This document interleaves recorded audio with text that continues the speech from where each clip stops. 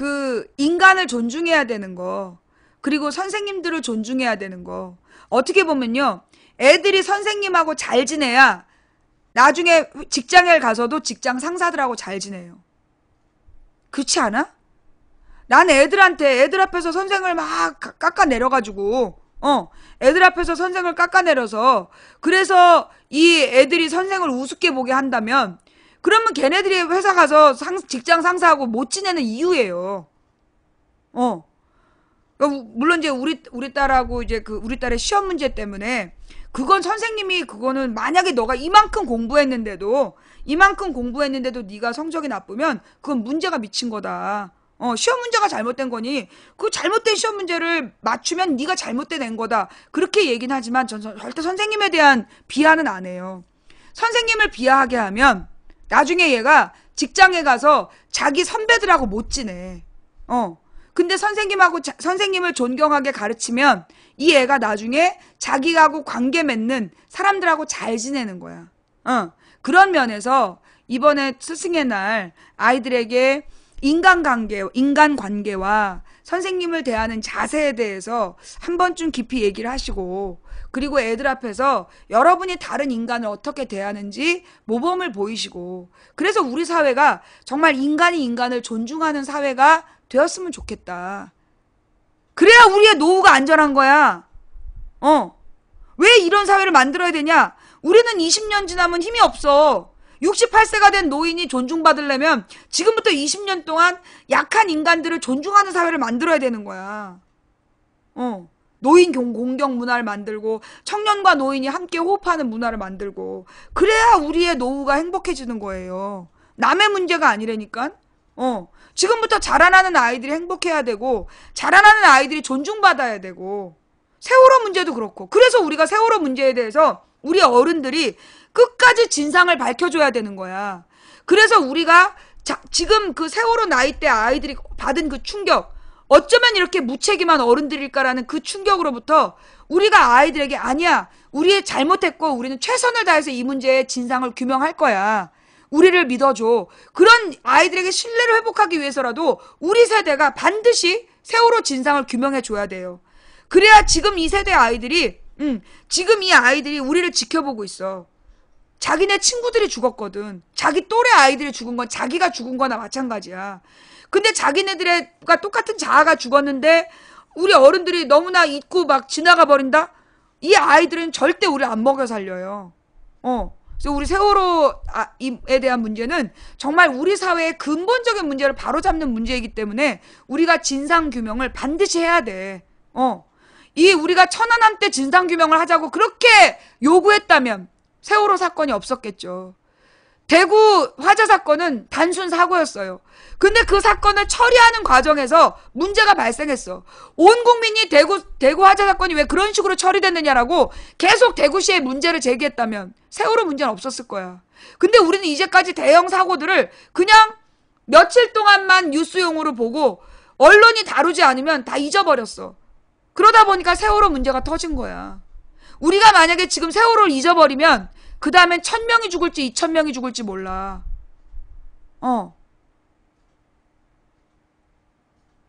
어떤 사람이 그러더라고. 설마 일부러 죽였겠냐. 그러니까 누가 그러는 거야. 그 새끼들은 전쟁도 일으켰다. 생각해보니까 그렇잖아요. 이 권력자들은 전쟁도 일으켰다. 내가 누구를 일부러 죽였다는 얘기는 아니야. 전쟁도 일으키는 놈들이다. 그러니 9.11 사태나 9.11 사태나 파리 테러나, 우리나라 얘기한 거 아니야? 9.11 사태나 파리 테러나 그놈들한테는 똑같은 생명 아니겠냐. 여기서 죽나 저기서 죽나. 이라크에서 그렇게 많이 죽였는데, 걸프전에서 그렇게 많이 죽였는데 자국 안에서 안 죽이겠냐. 그러니 이런 권력, 인간의 목숨을 우습게 하찮게 여기는 권력은 우리가 용납하면 안 돼요. 제가 그 필리핀 대통령에 대해서 지금 어저께 굉장히 강하게 말씀을 드렸는데 다시 한번 강조할게요. 어떤 이유로든 재판을 거치지 않고 자경단이 사람을 죽이게 한 권력은 무슨 이유로든 권력을 잡으면 안 돼요. 정말 필리핀이 부끄러운 선택을 한 거예요. 범죄와의 전쟁이란 이름으로 노태우도, 박정희도, 전두환도 그렇게 죽였어요. 자기를 비난하면 범죄와의 전쟁이라고 그러면서 삼천교육대에 쓸어놓고 전두환 개새끼라고 욕했다고 때려 죽인 거 아니야. 어떤 이유로든 독재자는 어떤 이유로든 독재자는 용납받을 수 없다. 용납해서는 안 된다. 근데 우리는 이제까지 아무렇지도 않게 독재가 효율적이라는 이름으로 용납해왔어요. 우리가 그렇게 죽어가는 거야. 문제는 뭐냐 하면 그렇게 해서 그렇게 독재자가 효율적이라고 받아들이는 바람에 어떤 문제가 바로 벌어졌느냐. 똑똑한 사람들이 다 죽은 거야. 똑똑한 사람들이 다 죽는 거야. 그럼 우리 사회가 발전할 가능성이 그만큼 작아지는 거예요. 그래서 어떤 이유로든 독재는 안 된다. 소수의 권력 독점은 안 되는 거다. 우리 그걸 분명히 해야 됩니다. 그죠? 그리고 모든 인간의 목숨이 중요한 이유. 자, 가령 이제 이 조성호 논쟁, 안산 토막살인 사건, 안산의 토막살인 사건의 범인의 얼굴을 조선일보가 먼저 깠더만, 범인 잡히고 1시간 만에 범인의 얼굴을 깠어. 근데 그 얼굴을 공개해놓고 그 얼굴에 공개한 게 정당했다라는 명분을 만들려고 애쓰고 있는데 그 범인의 얼굴을 까라는 어떤 국민적인 요구도 없었다며. 근데 지들이 그냥 깐 거야. 그리고 여러분 오늘 뉴스를 보세요. 굉장히 자극적인 뉴스야. 4살 때부터 이복 여동생을 강간한 오빠 징역 7년. 오늘 기사 내용이 굉장히 자극적이고 정말 기사 내용 자체가 선정적이야. 그죠? 아주 제목을 그렇게 선정적으로 뽑았어. 그 뭔데? 이게요, 자극적인 뉴스들을 뿌려가지고, 그러니까 그 엽기 사건. 그거 일부, 뉴스의 시대에도 나오죠? 뉴스의 시대에도 나올 거야. 그 충격적인 사건들을 자꾸만 터뜨려가지고, 줄기 있는 생각을 못하게 하는, 그게 권력의 속성이라고. 뉴스에 나왔어. 한번 봐봐. 그런 뉴스를 막 뿌려놓은 거야. 그러면서 자극적인 제목을 써서 그 자극적인 제목을 보고 사람들이 들어가면 그게 클릭수가 높아져서 광고비가 올라간다고. 돈에 미친 거죠. 좌우지간 아주 자극적인 장면들을 계속 보여주고 자극적인 장면들을 계속 노출시켜서 국민들의 생각을 어떻게 하는 거야? 마비시키는 거예요. 옛날부터 그거 알죠? 박정희가 독재 정치를 하면서 생긴 게 미니스커트야. 근데 미니스커트가 저항의 상징이다. 당시에 이제 그 미니스커트를 입고 장발을 했던 게 저항의 상징이었다.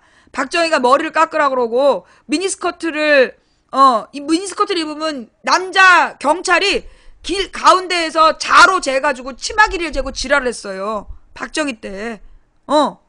그런데 그러면 그 미니스커트는 어떻게 유행하게 됐을까요? 그 당시를 살았던 많은 어른들이 자신들이 박정희에 대한 저항으로 한 줄 알아. 근데 사실 미니스커트는 어떻게 유행했냐? 윤복희라는 가수가 미국에서 들어올 때 미니스커트를 입고 들어오는 장면을 찍어갖고 모든 언론이 보도한 거야. 그 뒤로 모든 그 미니스커트를 판 거야. 마찬가지로 하위실종이라는 말, 그거 이명박 때 나온 거야. 이명박 때 하위실종이라는 말이 나오기 시작해서 꿀벅지, 하위실종, 초콜릿 복근, 그 이명박 때 나온 말이야. 김대중 노무현 때는 걸그룹이 김대중 때가 SES 핑클 이 시대지. 어디서 바닥을 쓸고 찢어진 치마를 입고 다리를 벌려. 그거 상상도 못했어 그럴 때는. 그런데 이명박 시대가 되면서 꿀벅지, 하의실종, 초콜릿 볶은 죄 노래하다 말고 왜 배때기는 까냐고. 노래하다 말고 배때기 까고 콜라 먹으라면서 웃두리를 제끼고. 미친 새끼들이야 진짜.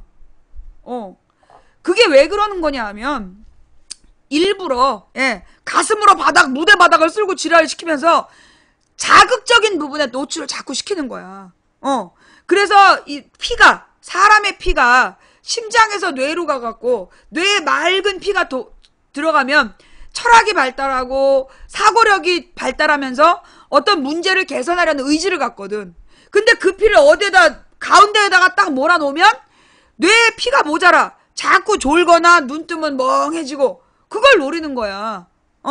그걸 노리기 위해서 그 자극적인 뉴스, 자극적인 화면, 이런 걸 계속 제공하는 거야. 그러면서 결국 사라진 게 뭐야? 박근혜 이라크 뻥외교. 박근혜 이라크 뻥카가 뉴스가 사라졌잖아. 자극적인 뉴스로 그거 지운 거예요. 이란 외교. 이란 뻥카 친 거, 그거 들통이 났잖아. 그거 전부 다 그냥 밥 한 번 먹자 수준이다. 실제로 법적인 효력 있는 거 30개 중에 4개밖에 없단가? 6개밖에 없단가? 다 끌어모아야 법적인 거 최대 6개다. 3개에서 6개밖에 없고, 나머지 24개는 뻥카다. 그런데 그 말 떨어지기가 무섭게 2조 원은 벌써 그 나가리 됐다. 전문 용어로 나가리 된 거 아니야. 그러니까는 이런 자극적인 뉴스들을 막 뿌려가지고 정권에 대한 비판을 못하게 하는 거야. 정권 비판을 못하게 하는 거야. 예. 이번에 또 아프리카 간대. 또 무슨 열흘 동안 아프리카하고 프랑스 간다는 거야. 그래서 국빈 방문 받는다고. 옛날에 전두환이 어느 선진국에서도 초청을 안 해주니까 맨 아프리카만 갔어. 지금 박근혜 벌써 임기 첫 해에는 뭐 유럽을 갔어요. 첫 해외여행은 유럽을 돌더니 작년부터인가? 재작년부터인가? 맨 남미, 아프리카 이런 데로만 돌아. 남미, 중동, 아프리카. 그것도 독재자들이 있는 나라들만 다녀. 예. 막 쿠데타가 일어나거나 정치적으로 불안정한 나라들만 가는 이유가 잘 사는 나라는 안 부르는 거야. 쪽팔려가지고. 왜? 잘 사는 나라의 대통령들은 한 번 만나더라도 이게 자기 이미지에 도움이 돼야 되는데 데리고 만나봤자 도움이 안 되는 거야. 그러니까 심지어 정상회담 잡아놓고 그냥 나가리 시키고 가버리잖아. 비행기 시간이 없다고 막 이러면서.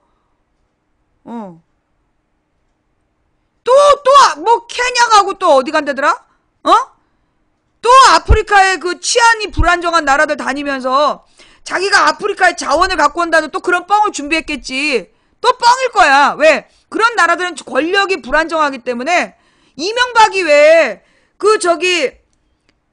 유목민 산적하고 계약한 다음에 그거 뻥 막 홍보했는데 알고 보니까 그게 산적이었어. 크루드족인가 뭔가 무슨 유목하는 산적하고 계약을 해가지고 실제로 거기 계약권은 국가에 있는데, 그래서 국가에서 그 유전을 개발할 때 그때는 이명박 빼고 딴 나라들만 데리고 계약했잖아. 그런 식이라니까. 그러니까 박근혜가 지금 돌아다니면서 지가 뭐 막 돈 벌어왔다 뻥 까는 거 내가 감옥을 가봤잖아. 감옥을 가서 이제 아주 그냥 화려한 얘기들 많이 들었어요. 근데 그러는 거야. 대부분이 지금 막 배가 들어온다. 옛날에 자기 사기치서 들어온 언니들이 다 하는 말이, 옛날에 우리 아버지가 인천 앞바다에 배 들어온다는 얘기 많이 했어 하면서 깔깔깔깔 웃고, 우리는 부산 앞바다였어 이러면서 그 아버지들이 맨날 지금 막 물건 실은 배가 부산 앞바다에 들어온다, 인천 앞바다에 들어온다 그러면서 돈을 빌려 쓰고 안 갖고 튀고, 그 식구들이 막 한밤중에 도망가고, 그거 보고 배운 애들이 또 감옥에 들어와 있고 그런 거야. 예. 그러니까 그런 사기꾼들이 하는 거를 참, 42조 원. 이명박이 친 거, 이게 똑같이 42조 원. 금액도 똑같고, 하루 만에 뽀록 나는 것도 똑같고, 그냥, 어쩌려고 그런지, 그냥. 제발 뻥 좀 치지 말자고. 근데 왜 이렇게 뻥을 치느냐. 얘네들이 이렇게 뻥을 치는 이유는요, 지금 우리 경제가 사실 심각하기 때문이야. 그거 알죠? 내가 이제 아프리카에 처음 왔을 때 2007년도야. 2007년도에 내가 9월인가에 물어봤어요. 우리나라에서 무역 의존도가 제일 높은 나라가 어디냐 물어봤더니 2007년도에 그때 한 200명이었어. 시청자가 150명이 뭐라는 줄 알아? 미국이라 그랬어요. 200명 중에 150명이 미국이라 그랬어. 나머지 50명은 그러면 알았냐? 아니? 모른다 그랬지. 나머지 50명 모른다 그러고, 예. 150명이 미국 그런 거야. 왜? 그때까지 우리나라에서 모든 언론이 무조건 미국이라고 가르친 거야. 그런데 실제로 그 당시에 우리나라의 무역량이 미국이 4위였어. 1위가 중국. 그때 1위가 중국, 2위가 중동, 3위가 유럽인가 그랬어. 그리고 미국은 4위였어요. 그런데 계속 그 우리나라는 뭐라고 생각했느냐? 미국이 제일 중요하다. 무역에서 제일 중요하다. 이렇게 생각한 거야. 왜? 그렇게 교육받은 거야. 언론을 통해서 계속 그렇게 교육을 받았기 때문에 우리는 미국 없으면 망한다. 미국에 수출하기 위해서 참아야 된다. 미국에 맞추기 위해서 가격을 낮추려면 노동자들의 월급을 깎아야 된다. 맨날 이런 거야. 그냥 우리 국민들이 미국에다 수출하려면 참아야 된다. 이거에 습관이 되어 있었는데 알고 보니까 그게 뻥이었다고. 실제로 가장 많은 무역량이 중국이었어요. 왜냐하면 그렇잖아. 마트에 가서 딱 뒤집어보면 메이드 인 차이나잖아. 중국에서 들어오는 양도 많고 우리나라에서 중국으로 나가는 양도 많고 그래서 무역 의존도가 제일 높은 나라가 중국이었어. 근데 2008년에 온 국민이 미국이라고 생각하니 이명박이 미국의 공화당 중심의 외교 정책을 피면서 중국의 외교관 불러다가 막 큰 소리치고 야단치고 그것도 언론 보이려고 쇼를 한 거야. 그것 때문에 중국 외교부에서 중국이 열받았잖아. 이명박 때. 중국이 완전 뚜껑 열려갖고 외교관 데려가 버렸어. 외교관이 없는 순간은요, 중국과의 외교가 단절된 순간이라는 거야. 그만큼 긴장감이 돌았었어. 이명박 때. 우리 국민들이 그렇게 국제관계를 몰랐다니까. 다른 말로 지금 중국의 지금 경제 위기가, 중국의 어마어마한 중국의 중소기업들이 지금 한꺼번에 빚을 갚아야 되는 시기가 다가오고 있대요. 예. 그러니까 이 어느 시점이 되면 중국의 회사들이 회사채를 다 갚아야 되는 시점인데 지금 그게 돌아오고 있다는 거야. 근데 알다시피 지금 중국 경기가 침체기잖아. 그래서 지금 중국에서 줄도산이 나게 생겼다는 거예요. 그러면 중국 기업이 줄도산이 나게 되면 타격이 우리나라에, 그런 옛날부터 그런 얘기 있었잖아. 중국 사람들이 재채기만 해도 우리나라에 뭔 일이 생긴다. 그러니까 지금 중국에서 줄도산이 난다면 그게 우리 경제에 미치는 영향이 어마어마할 거라는 거야. 지금 우리나라의 수출이 계속 지금 박근혜가 집권한 다음에 계속 떨어진 이유가 뭐냐? 중국의 경제 상황이 안 좋기 때문이기도 해. 중국의 경제 상황이 안 좋기도 하기 때문에 그래서 지금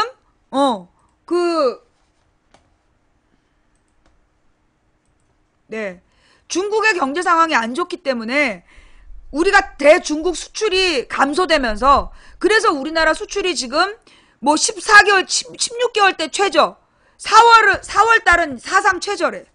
4월만 계산하면 수출이 지금 뭐 외환 위기 이후 최저래잖아. IMF 때 이후로 4월 달 수출량이 최저래. 그 다음에 지금 우리나라 청년 실업 사상 최악이라는 거야. 보통 4월 달이면 3월부터 이제 대기업에서 취업되고 중소기업들이 막 취업이 돼가지고 4월 달이면 그래도 취업이 되는 시기라는 거야. 그런데 지금 취업 시기 중에 4월이 역사상 역대 최저래잖아. 청년 취업률이. 그래서 실업률이 사상 최고야. 청년 실업률 사상 최고. 매우 심각해요. 매우 심각하지. 수출량 최저지. 청년 실업률은 최고. 청년 실업률 최고. 4월 수출량은 최저. 역대 최저. 그러면서 지금 우리 경제가 지금 굉장히 어려운 거야. 그러니까 이 경제가 어려운 걸 뭔가 한 방에 끌어올려야 된다라는 생각으로 지금 이것들이 중동판 뻥카를 친 거야. 근데 중동판 뻥카를 우리가 한두 번 당한 게 아니잖아. 그래갖고 바로 지금 뽀롱이 나니까 또 아프리카 또 가는 거야. 또 다른 뻥카 치려고. 그래서 지금 박근혜가 이게 자신이 무능하기 때문에 이제 그럼 왜 이 꼴이 됐냐 하면 결국 우리 국민의 내수 경제력이 사라졌기 때문이야. 소비 능력이 사라졌기 때문에 우리나라 경제가 지금 멈춰버린 거란 말이야. 스페인보다도 지금 경제 상태가 안 좋아. 근데 이 스페인은 재정 위기야. 국가 재정 위기를 선언한 스페인보다 우리나라 상태가 지금 안 좋은 상황이야. 그럼 이렇게 된 이유가 뭐냐? 박근혜가 3년 내내 주장한 게 뭐였어? 박근혜가 3년 내내 주장한 게 뭐였다? 규제 완화. 대기업의 규제를 풀어야 된다. 대기업의 규제를 풀어야 대기업이 투자한다. 그래서 규제를 막 풀어줬어. 그랬더니 어떻게 했어? 베트남에다 투자했잖아. 기업이 투자를 못하는 게 규제 때문이라고 박근혜가 3년 동안 규제를 풀어줬어. 그랬더니만 우리나라 대기업들이 규제 완화로 세금 혜택은 규제 완화와 법인세 인하, 이게 이명박 박근혜 8년에 일관된 정책이에요. 규제 완화와 대기업이 중소기업에게 약속을 지켜라. 대기업이 비정규직을 줄여야 된다. 이런 규제들을 없애버린 게 8년 동안 이명박 박근혜야. 그 다음엔 뭐 했냐면 규제 완화와 내가 또 조금 아까 뭐라고 얘기했더라? 규제 완화, 그 다음에 대기업에다가 일감 몰아주기 말고 또 있는데 내가 뭐라 했지 아까? 법인세 인하. 그렇지. 이명박 박근혜 8년 동안 한 짓이 뭐냐 하면 대기업에게 세금 깎아주기. 대기업의 세금을 깎아주기. 그래서 법인세 인하. 그래서 원래 이제 노무현 정부 때 33%를 목표로 해갖고 30%까지 법인세를 걷었어. 그런데 어떻게 했어? 이명박이 24%로 6%를 깎은 거야. 그럼 법인세를 6%를 깎아내면서 그러면 세수입이 그만큼 줄어들었다는 얘기야. 그래서 그 당시에 2008년에 막 야당이 반대를 한 거야. 아니 지금 세수입이 없는데 그럼 그만큼의 세수입, 들어오는 세금 수입을 어떻게 할 거냐. 세금이 넘친다는 거야. 그러면서 법인세를 6%를 깎아주고 그 다음에 뭐 했어? 종합부동산세를 없앴어. 그래서 부자들에게 세금을 깎아준 거야. 그걸 박근혜가 어떻게 했는 줄 알아? 17%까지 깎았어. 노무현 때 30% 세금 걷었는데 대기업에서. 그런데 박근혜가 17%까지 깎았다는 거야. 그러면 13%의 세수입이 줄어든 거야. 대기업으로부터 들어와야 될 세금이 13%가 줄어들었는데 그러면 그걸 어떻게 채웠어? 담배값 올리고 서민들 세금을 올려가지고 서민 세금 올려가지고 그 빈 곳을 메꾸려는데 그 서민들도 세금을 내고 나니까 어떤 문제가 생겼어? 세금을 낼 수 있는 사람이 세금을 낸다면 소비를 못한 거야. 그러니까 바닥 경제가 무너져 버린 거예요. 바닥 경제가 싹 무너진 거야. 그래서 우리나라 경제가 스톱이 돼버린 거야. 차도 안 팔려, 물건도 안 팔려. 그러니까 자꾸만 뭐 휴일을 임시공휴일 만들고 고속도로 통행료 면제하고. 기름값이 있어야 통행료가 면제되면 놀러 가지. 그래놓고 막 소비 효과가 냈다라고 막 홍보를 해. 소비 효과를 냈다라고 홍보를 해. 정말로 그렇게 소비 효과가 났을까? 근데 왜 이렇게 나라 경제가 개판이냐고. 단 하루 만에 무슨 그렇게 소비 효과를 내서 마치 하루 동안에 임시공휴일을 해서 온 나라 경제를 살린 것처럼 뻥카를 치냐고. 그놈의 돈 어디서 돌고 있냐고. 몇 조 원의 소비 효과가 일어났다며. 몇십 조 원에. 그 돈 다 어디서 돌았냐고. 결국은 뻥인 거지. 수치로만 존재하는 뻥이야. 카드 사용 내역이 올랐다. 뭐 이런 내용이야. 근데 우리가 확인해 봤냐고. 돈을 안 쓰는 것도 아니야, 국가에서. 돈을 쓰는데 그게 매번 부자들의 이자 깎아주기. 이런 데로 투자가 돼요. 그렇게 나라를 운영해서 나라가 이 꼬라지가 됐는데 이걸 또 뻥카로 외국 가서 돈 벌어왔다는 뻥카 쳐가지고 국민을 속이려고. 그러니까 이제 선진국은 뻥이 안 통하잖아. 그러니까 이제 후진국으로 돌아가지고 후진국에서는 계약한 거를 못 알아보겠지. 근데 요즘에 애들이 아랍어 전공자도 많아. 그러니까 뉴스타파가 바로 그 이란이야? 일할 홈페이지에 들어가고 뻥친 거 찾아낸 거 아니야.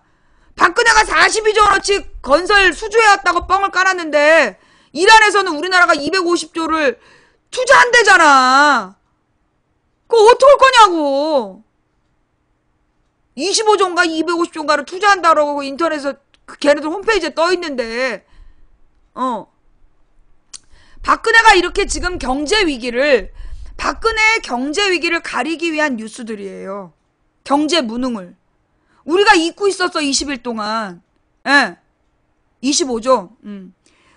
우리나라가 지금 처한 가장 심각한 문제는 박근혜의 경제 무능이야.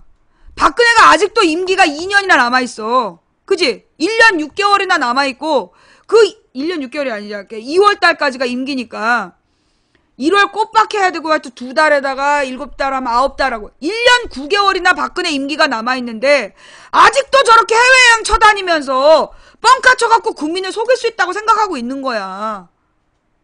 그동안에 우리 국민 다 죽어가고 있는데, 지금 바로 지난주까지 문제가 뭐였어? 조선업. 그 얘기 또 왜 들어갔냐고. 아니 조선사의 그 경제위기 갑자기 사라졌어? 지난주까지는 우리나라 조선업이 망하게 생겼다고 그래서 엄청난 문제가 생겼다고 그러더니 그 얘기 왜 또 이번 주에 뉴스에서 쑥 들어갔냐고. 지금도 나와요? 안 나오지 않아? 내가 지난 주말에 그 조선산업의 문제점에 대해서 내가 얘기를 했잖아. 그 조선산업의 문제점은 결국은 뭐냐. 그동안에 어마어마한 돈을 계속해서 재벌 경영진에게 쏟아 부었기 때문에 그래서 그 새끼들이 나눠먹고 다 날린 거다. 이 문제 해결하려면 어차피 조선업은 이미 한물 갔다. 한물 간 조선업이니까 어떻게 해야 되냐. 조선업에 종사하는 노동자들을 어떻게 다른 일자리를 만들어줄 것인가 중심으로 바꿔야 된다. 그래서 다른 일자리를 구할 때까지 실업대책을 만들어주는 방향으로 그 돈을 써야 된다라고 얘기한 다음에 조선업 문제가 싹 사라졌어. 도리어 뭐라고 나왔냐면 조선업이 그렇게 가능성 없는 사업이 아니다. 그런 기사가 나왔어. 그죠? 지금 내가 그랬잖아. 조선업이 위기인 이유는 단지 중국 때문만이 아니에요. 옛날에는 자동차라든가 냉장고라든가 우리나라에서 만들어갖고 수출을 했어. 그러려면 어마어마한 이 부피가 크니까 어마어마한 컨테이너를 실어서 수출했단 말이야. 그런데 지금은 어때? 자동차, 냉장고 이런 거 전부 다 현지에서 만들어. 전자부품을 그 지역에서 수출해. 아니 삼성 베트남에서 만들어 팔잖아. 그런 식이야. 그러니까 뭐라 그러나 우리나라에서 외국으로 수출하는 거 부피가 작은 것들밖에 없어. 그러다 보니까 실제로 지금 조선에 대한 해운에 대한 요구가 줄어드는 거야. 대형 해운업이 필요가 없는 거야. 끼키야 요즘에 해운 왔다 갔다 하는 게 뭐야? 농산물이잖아. FTA 때문에 농산물 왔다 갔다 하는 거야. 그리고 무슨 가전제품 같은 경우에는 그 지역에서 만들어 팔어. 그 지역에 일자리를 창출한답시고. 우리나라 현대 기아차 미국의 수출 1위. 그럼 우리나라에서 만들어서 파는 게 아니라 미국에서 현대기아 공장에서 만들어 판단 말이야. 그러다 보니까 옛날에 비해서 해운에 대한 수요가 줄어든 거야. 대량 운송에 대한 수요가 줄어들고 그래서 대형 운송이 필요 없는 거야. 그러면 이제 그럼 조선업을 바꿔야 되잖아. 조선업의 하청업체들이야 이런 것들을 그게 벌써 몇 년 전이냐면 8년 전부터 그랬어요. 아니 노무현 때부터 이미 노무현 때인가 이명박 정부 초기다. 이명박 정부 초기에 미국에 현대기아차 공장을 지었다고. 그럼 우리나라에서 그만큼 더 이상 해운업이 필요 없어진 거야. 그러면 그때 조선산업의 구조조정에 들어갔어야 돼. 그래서 하청업체들의 업무를 다른 데로 돌리고 그리고 어떻게 하면 그 실업 구제 대책을 할 건가 했는데 8년 동안 뭐 했냐? 대기업 그 주주들한테 쏟아 부은 거야. 이 새끼들 나라에서 돈 수조 원을 받아가지고 나눠 먹었어. 무능하고 나라 경영 못해갖고 해운업을 개판 만드는 그 여자 사장들이 90몇 억씩 가져간 거 아니야 1년에.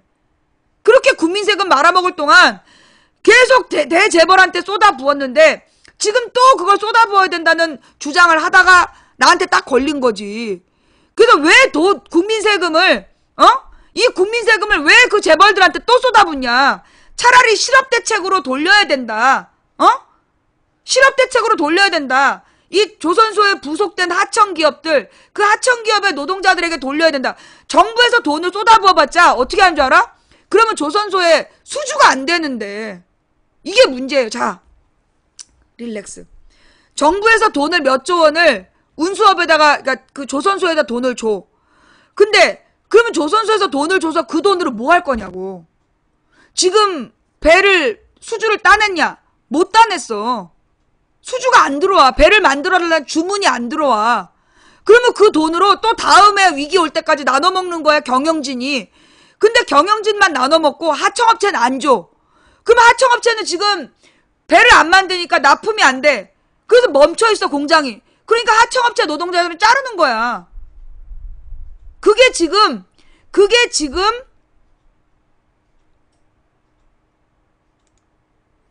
잠깐만요.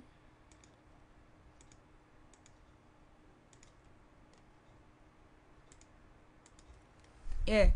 그래서 지금 하청업체는 다 망해가고, 그게 거제의 경제위기야. 거제 경제위기가 하청업체들이 실업해서 문제가 생긴 거라고. 그러면 맨 처음 8년 전부터 그 돈을 재벌 주주 새끼들한테 나눠주지 말고, 차라리 그때 하청업체 직원들한테 그동안 쏟아부은 돈이 2년에 8조 원이래. 2년에 8조 원이니 8년 동안 얼마나 많이 쏟아부었겠어. 차라리 그 돈을 하청업체 직원들의 실업대책으로 돌려주고, 이 사람들이 1년이든 2년이든 기술을 살려서 다른 일을 도모하게끔, 하청기업들이 다른 일을 시작할 수 있게끔 판로를 열어준다든가, 아니면 뭐 중소기업과 중소기업을 연결해서 뭐 외국에 수출기를 열어준다든가, 그런 방향으로 정부에서 작용을 했어야 되는데, 그 돈 빼돌리는 무능한 대주주들한테 그냥 턱턱 몇 조씩 준 거야. 그래서 이제까지 국민 세금을 낭비한 거야. 그래놓고 또 그 돈을 낭비하려고 그러다가 우리한테 딱 걸리니까. 그러니까 지금 이제 와가지고 조선업이 그렇게 뭐 불황은 아니라는 둥, 가능성이 없지 않다는 둥 이러면서 조선업 접고 직원들을 실업대책 세워주라니까 이제서 딴소리 하는 거야. 뭔 말인지 알아듣겠어요? 지금 조선산업의 문제점. 자, 이런 얘기도 갑자기 사라졌어. 토막살인 범죄자 얼굴 까면서. 지난주까지, 그러니까 우리는 앞으로 이래야 될 것 같아. 지난주 메인 뉴스, 애프터 뉴스가 그래서 필요한 것 같아. 손석희 뉴스에 뭐 AS 뉴스가 있더라고. 내가 볼 때 그거 되게 중요한 거야. 왜? 지난주까지 핵심이 뭐였어? 조선업 문제. 조선업 폭탄 터지냐? 좀비 기업 터지나? 뭐 이런 얘기 있었잖아. 근데 박근혜가, 그게 지지난주였나? 하여튼 그 조선업 위기가 나오고, 박근혜가 이란 외교로 돈 벌었다 뻥카치 다 걸리고, 그러니까 갑자기 토막살인 범인 나오고, 반지를 3개를 꼈냐, 어쩌냐, 그러더니만, 살인범이 미남이다! 씨발, 진짜 국민을 졸로 보는 거지, 씨. 국민이 홍어조수로 보이나, 이것들이 진짜. 아니, 안 돼. 이거 우리 서진이가 보고 국민을 무시하는 행위지요. 그러면 안 되는 거예요. 예. 아유, 우리 서진이가 나의 화면을 향해서 계속 볼륨을 높이라는데 어찌나 당황스럽든지. 예. 예.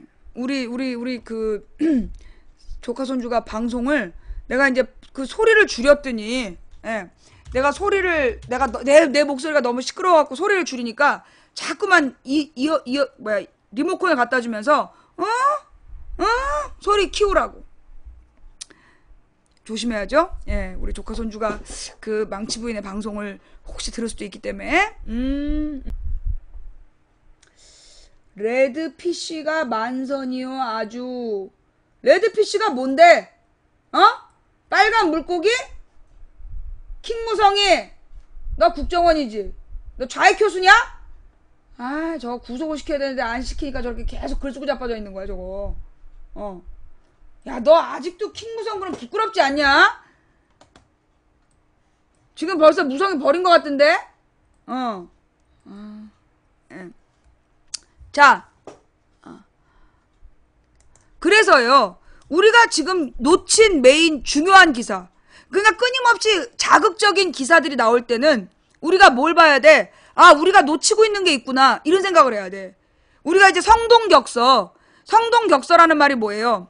이게 성을 공격할 때 어느 한쪽을 막 공격하는 것처럼, 예, 이 동쪽을 공격할 것처럼 막 동쪽에서 소리를 질러.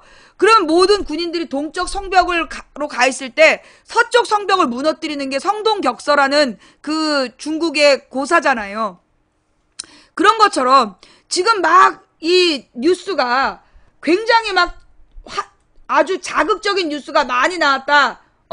숨기고 싶은 비밀이 있구나. 얘네들이 지금 숨기고 싶은 비밀이 있구나. 덮고 싶은 비밀이 있구나. 그러면 정치적으로 이게 지금 어떤 상황이지? 얘네들이 어떤 뉴스를 가리려고 지금 이 지랄이지? 그러면서 우리가 정치 뉴스를 봐야 되는 거야. 지금 문제는 뭐냐? 우리는 어떻게 보면 총선에서 여소야대가 돼가지고 우리가 잠깐 나태해졌어. 박근혜의 독재를 막아냈다라는 생각으로 나태한 생각을 하고 있었던 거야. 우리가 잊어버린 매우 중요한 건 뭐야? 아직도 우리나라 대통령은 박근혜다. 아직도 우리나라 대통령은 박근혜다. 그리고 중국발 경제 위기가 몰려오고 있다. 매우 심각한 근본적인 문제야. 우리가 처한 가장 끔찍한 문제. 아직도 우리나라 대통령은 박근혜다. 아직도 박근혜가 경제적 뻘짓을 하고 있다. 1년 9개월 동안 박근혜의 뻘짓이 계속될 상황이다. 그 와중에 지금 이 국회가 20대하고 19대하고 교체기인데 지금 아주 주요한 사항을 지금 새누리당이 자기네들이 다수일 때 전부 무산시키고 있어요.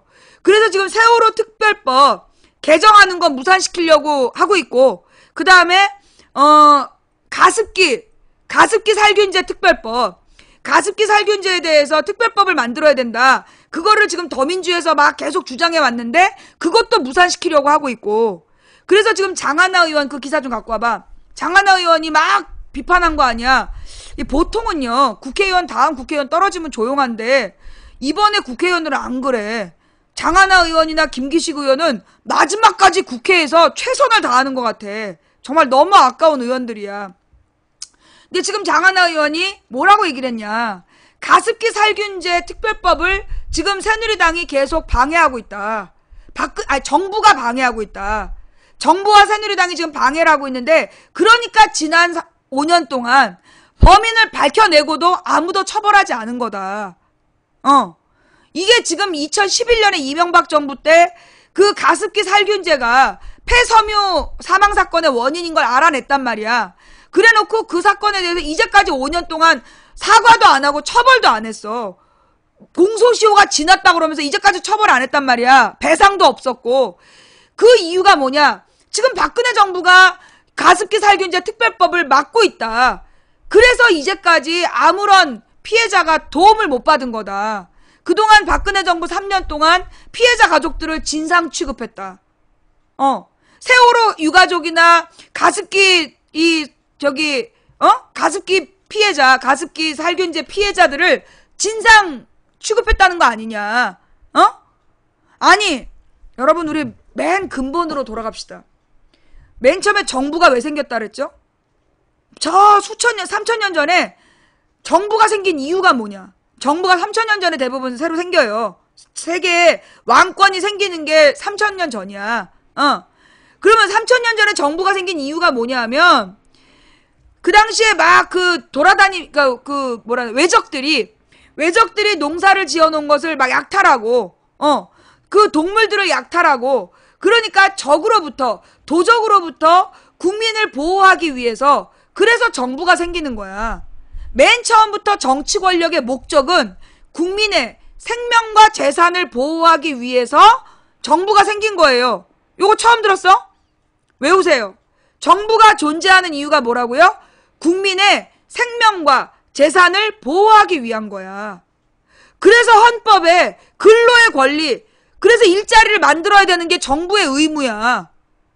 그리고 국민의 재산상의 손실이 없도록 운영해야 되는 게 정부의 의무야. 그러니까 지금 국민을 빚더미에 올려놓은 거, 가계부채가 올라간 건 박근혜 탄핵 사유야. 이거 오늘 처음 들으신 분. 정부가 존재하는 이유가, 예, 정부가 존재하는 이유가 그 국민의 생명과 재산을 보호하기 위해서다. 이거 처음 들으시는 분? 없어요? 이 정도는 다 알고 있어요? 다행입니다. 예. 국민의 생명과 재산을 보호하지 못하는 정부는 정부가 아니야. 그러니까 결국 박근혜는 정권을 유지할 권리가 없는 거야. 자격이 없는 거야. 처음 듣는 사람이 있어. 그러니까는 맨날 듣지 않고 띄엄띄엄 듣는 분들은 처음 들으실 거예요. 예. 굉장히 중요한 문제예요. 잊지 마세요. 정부가 존재하는 이유는 국민의 생명과 재산을 보호하기 위해서야. 근데 박근혜 정부 3년 동안 어땠어? 해병대 캠프 사고, 마우나 리조트 사고, 그 다음에 그 일산에 있는 무슨 버스 터미널 사고, 그 다음에 그 경기도에서 그 환풍기 추락 사고, 메르스 사고, 세월호 사고, 국민이 막 죽어갔는데 정부 기관에서 책임진 놈들이 없어. 그치? 정부 기관에서 그 가령 터미널 사고 같은 경우 왜 이렇게 국민 다수가, 공중 다수가 이용하는 장소는 불연제를 써야 되는 규정이 있는데 안 지켰어. 안 지켰는데 걔네가 영업을 했다는 얘기는 뭐야? 정부에서 제대로 관리를 안 했다는 거야.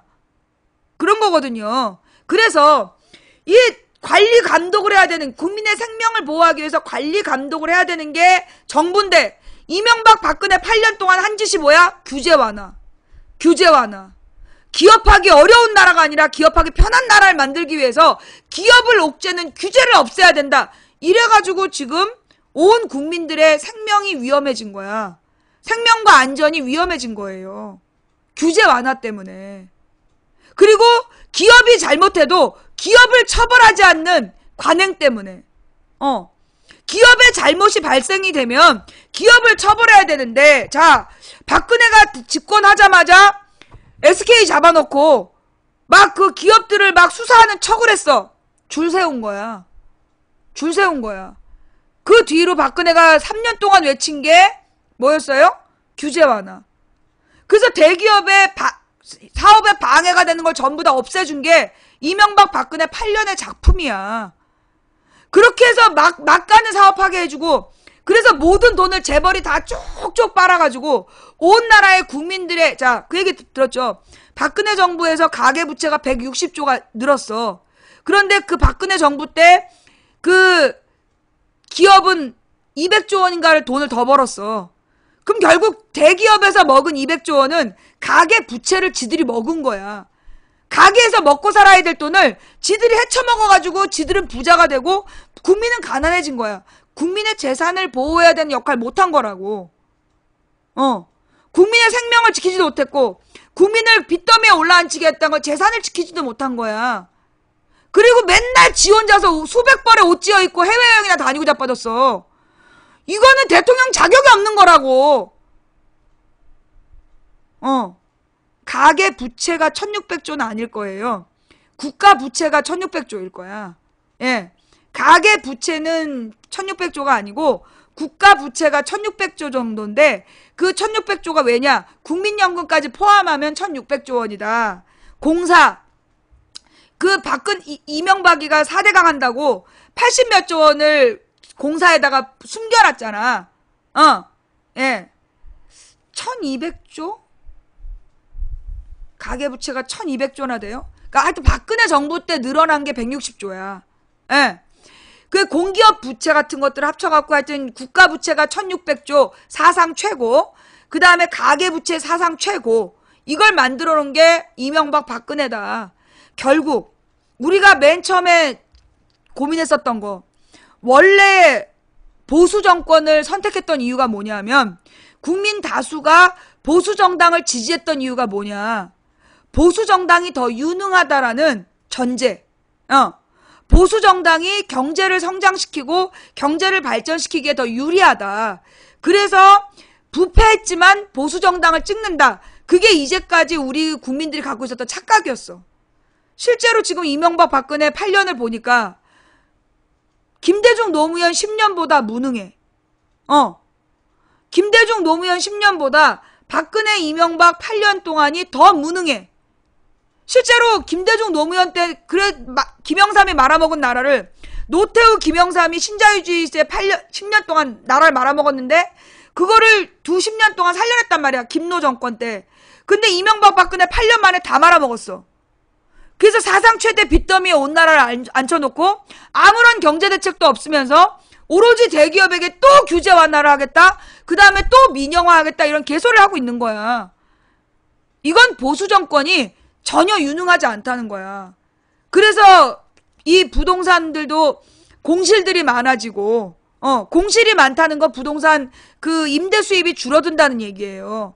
예.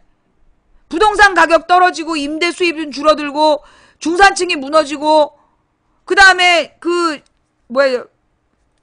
명예퇴직해서 이 퇴직자들은 프랜차이즈에 전부 다 돈 다 뜯기고 청년들은 일자리가 없고 그래서 국민들이 소비 능력이 사라지면서 나라 경제가 스톱한 상태. 이 문제를 풀기 위해서는 경제 민주화가 답이다. 경제 민주화가 뭐냐? 중소기업 일자리를 많이 만들고 그 다음에 일하는 노동자들에게 제값을 주고 지금처럼 비정규직이라는 이름으로 불안정한 노동을 만들어서 노동자들이 안정적인 소비를 못하는 구조를 해소해야 되는 거. 그게 경제 민주화야. 비정규직을 정규직으로 만들고 최저시급 10,000원으로 만드는 거. 그게 경제 민주화야. 근데 그 경제 민주화를 지금 누가 반대하고 있어? 박근혜와 새누리당이 반대하고 있죠. 조중동이 반대하고 있고. 그런 와중에 이제 일들이 벌어지고 있는 것들이에요.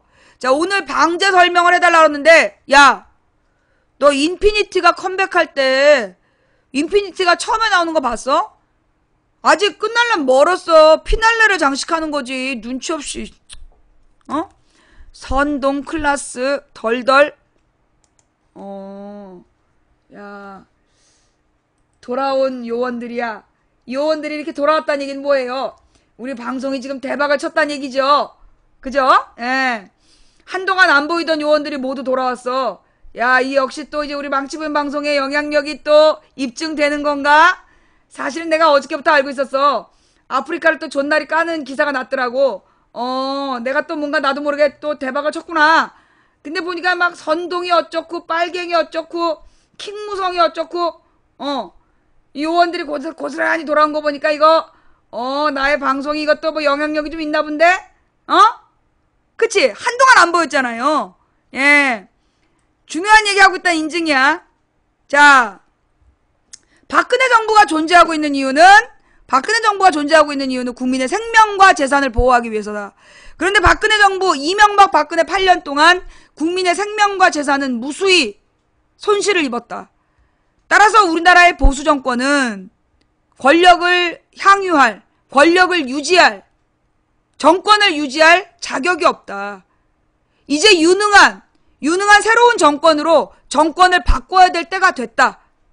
자, 그 와중에 지금 이제 이 오본지 뭔지 어제 저녁에 갑자기 돌았던 뉴스가 있어. 주한미군이 용산에서 지카 바이러스를 실험했다. 주한미군이 용산 미군기지에서 지카 바이러스를 실험했다라는 이야기가 돌았어요. 그러자 국방부에다가 이제 어제부터 시민단체가 질문을 했는데 답변을 안 했어. 예. 답변을 안 하면서 그 전에는 바로 주한미군의 답변을 받아서 공표를 했는데 그걸 안 하고 시간을 끌더라고. 그리고 나서 오늘 오보란 얘기가 나온 거예요. 지카 바이러스 실험 추진 보도는 오보다. 장비에 지카 바이러스 탐지 능력 추가를 실험 추진으로 오역했다. 자, 그런데요, 여기서 봅시다. 장비가 지카 바이러스를 탐지하려면 지카 바이러스를 풀었다는 거 아니야? 어쨌거나 지금 지카 바이러스를 주한미군 기지에서 탐지를 하기 위해선 지카 바이러스 존재가 있어야 될 거 아니야. 지카 바이러스의 존재가 있어야 탐지를 할 수 있는 거 아니야. 그 탐지 실험을 했다는 얘기가 지카 바이러스 실험했다는 얘기 아니냐고. 결국 지카 바이러스의 존재가 용산 미군 기지에서 존재가 있었던 건 맞는 거잖아. 문제는 뭐냐? 지금 주한미군이 작년에 탄저균 실험을 했어. 공교롭게도 주한미군이 탄저균 실험을 하고 얼마 안 돼서 메르스 사태가 일어난 거야. 그래서 130 몇 명이 영구 질환을 갖게 됐고, 그리고 30 몇 명이 죽었잖아. 근데 여러분 그거 아시죠? 그 탄저균 실험이, 탄저균 증세가 메르스랑 별로 다르지 않은 거. 탄저균 실험이 메르스랑 별로, 그러니까 탄저균에 오염되면 우리는 막 치사율 막 90% 이렇게 알고 있잖아. 그게 탄저균에 대한 거짓말이래. 예. 우리가 탄저균에 대한 공포, 이게 만들어진 공포라잖아. 그러니까 실제로 탄저균도 일반 인플루엔자랑 비슷한 거야. 증세가 비슷해. 고열, 기침, 고열에 기침이 나고, 이게 그러다가 이 내장기관과 폐가 상하는 거, 증세가 다 비슷해. 증상이 메르스랑 비슷했단 말이야. 좌우지간 주한미군이 작년에 탄저균 실험을 했어. 아니, 정확하게 뭐냐? 미국에서 탄저균 생체를, 살아있는 탄저균을 주한미군에게 보냈다. 이게 밝혀졌어. 그리고 얼마 안 돼서 우리나라에는 메르스 공포가 3개월 동안 나라를 마비시켰어. 그래서 우리나라 중국인들이 안 오는 바람에 나라 경제가 작년에 개판 난 거 아니야. 그죠? 근데 문제는 뭐냐면 우리 정부에서 작년이나 올해나 주한미군에다가 그 반항을 한다 안 한다. 뭔가 문제 제기를 했다 안 했다. 안 했다는 거야. 지금도 오보라는 얘기만 하고 앉아있고, 아니 주한미군에서 지카 바이러스를 탐지하는 기능 실험을 했다면, 지카 바이러스 실험이지 그게. 지카 바이러스 없이, 지카 바이러스는 없는데 지카 바이러스를 탐지할 수 있는 기능이 있는지 실험했다. 야, 이걸 믿으라는 거냐? 주한미군이 미쳤어? 뇌에 구멍 났어? 지카 바이러스를 탐지하려면 지카 바이러스의 존재가 있어야 탐지를 할 거 아니야. 뭐가 오보냐고. 도대체 이걸 갖다가 덮을 생각만 하고 말이야. 국민의 생명과 안전을 보호해야 될 정부가 말 한마디를 못하고 있어. 이러니까 나중에 만약에 트럼프가 대통령 돼봐. 여러분 어제 끔찍한 결과 봤죠? 전 세계 미군은 트럼프를 지지한다. 전 세계 미군은 트럼프를 지지한대. 트럼프가 대통령이 되면 저 주한미군의 그런 모든 돈을 우리나라로 내래잖아. 그때 지금 이 정권이 말 한마디 하겠냐고. 아무 말 못하는 거지. 아, 이거 원래 나중에 해야 되는데 제목이 뭐냐고 물어봐가지고. 자, 근데 이거보다 더 중요한 얘기가 있어. 뭐냐? 제목을 그럼 바꿀게요. 이제 제목 끝났으니까 요 얘기.